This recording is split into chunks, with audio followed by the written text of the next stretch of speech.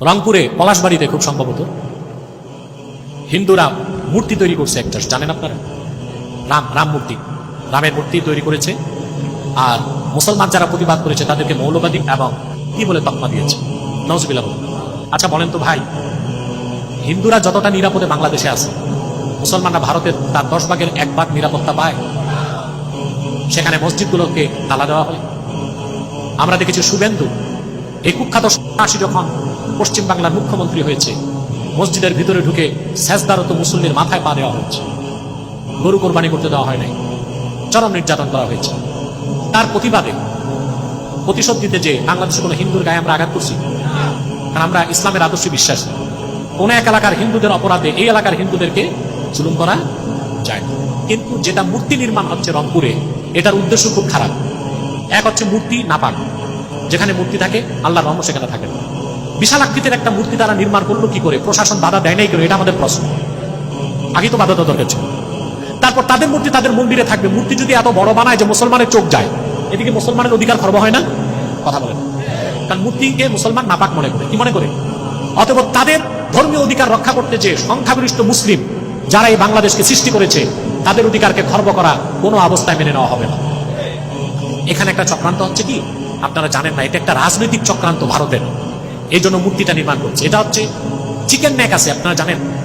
Chicken neck খুব সরু একটা পথ, ভারতের মূল ভূখণ্ডের সাথে 7টা রাজ্য সেই চিকেন নেক বা সরু পথ ওইটার সাথে সংযুক্ত, 7 সিস্টার বলেছে। তো ওই চিকেন নেককে যদি কোনোভাবে কেটে দেওয়া যায়, তাহলে ভারত থেকে 7টা রাজ্য ছিন্ন হয়ে যাবে। এই ভয় থেকে এই হিন্দুত্ববাদী ভারত সরকার চিন্তা করতেছে চিকেন নেককে প্রশস্ত করতে হবে। এখন চিকেন নেককে প্রশস্ত করতে গেলে রংপুর দখল করতে হবে। এখন রংপুর দখল করতে গেলে ক্ষেত্র তৈরি করতে হবে না? তো সবচেয়ে বড় মূর্তি একটা সেখানে বানাইছে। তারপর তাদের প্ল্যান হচ্ছে সারা দেশ থেকে হিন্দুদেরকে সেখানে নিয়ে যাবে, হিন্দু সংখ্যাগরিষ্ঠতা দেখাবে। তারপর এক সময় ওই এলাকার হিন্দুরা স্বাধীনতার দাবি করবে। নওজুবিল্লাহ। সিকিম নামে একটা রাষ্ট্র ছিল, জানেন? সিকিম একটা স্বাধীন রাষ্ট্র ছিল। এই রাষ্ট্রটাকে ভারত দখল করছে। ওখানে একজন মুখ্যমন্ত্রী ছিল লেন্দুক দর্জি। কি নাম? লেন্দুক দর্জি ছিল রয়ের এজেন্ট। একদিনে ত্রাস করে লেন্দুক দর্জি সিকিমকে ভারতের হাতে তুলে দিয়েছে। একটা দেশ স্বাধীনতা হারাইছে। তোদের চক্রান্ত হচ্ছে রংপুরে মূর্তি নির্মাণ করবে, হিন্দুদের সাংস্কৃতিক চর্চা বাড়াবে, হিন্দু সংখ্যা বাড়াবে, নির্বাচনে তারা জিতে যাবে, কোনো এক সময় তারা স্বাধীনতার দাবি করবে, ভারত তখন হস্তক্ষেপ করবে। এক সাগর রক্তের বিনিময়ে তা হতে দেওয়া হবে না।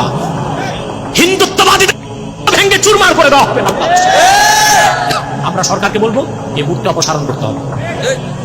আর রংপুরের, বাংলাদেশের অংশ রংপুরের ক্ষেত্রে প্রশাসনকে সর্বোচ্চ দৃষ্টি দিতে হবে। পাশাপাশি আমাদের শত্রু আমাদের পাশে, আমাদের অস্ত্র তৈরি করতে হবে বাংলাদেশে। বাজেটে বিরাট বাজেট, আমরা সুন্দর বাজেট হয়েছে। শিক্ষা খাতে 1 লক্ষ কোটি টাকার উপরে বরাদ্দ আছে, কিন্তু আমরা চেয়েছিলাম প্রতিরক্ষা খাতেও 1 লক্ষ কোটি টাকা বরাদ্দ থাকবে, যেন আমার দেশে সামরিক কারখানা হয়, অস্ত্র আমরা তৈরি করব। আর আমি সরকারকে, ইন্টারিম গভর্নমেন্ট ইউনূস সরকারকে বলেছিলাম বাধ্যতামূলক বাংলাদেশে সকল মাদ্রাসা, স্কুল, কলেজের ছাত্র 18 বছর বয়স হলে প্যারা মিলিটারি ট্রেনিং দিতে হবে। তাহলে বিডিআর লাগবে না, সেনাবাহিনী লাগবে না। মুসলমান যদি অস্ত্র হাতে তুলে মার্চ করে, মুদির ধুতি ঢিলা হয়ে যাবে। সব হরে রাম করতে করতে বাড়ি। আমাদেরকে মজবুত থাকতে হবে। আমরা রংপুরের ঘটনার ক্ষেত্রে সরকারকে বলবো জিরো টলারেন্স নীতি অবলম্বন করতে। যদি সরকার পদক্ষেপ না নেয়, মবক্রেসি, জনগণ বাধ্য হয়ে আইন হাতে তুলে দিবে। মূর্তিকে অপসারণ করে নাজাত মূর্তি বাংলাদেশ থেকে হিন্দুস্তানে ফেলে দিবে। আপনারা প্রস্তুতি রাখুন।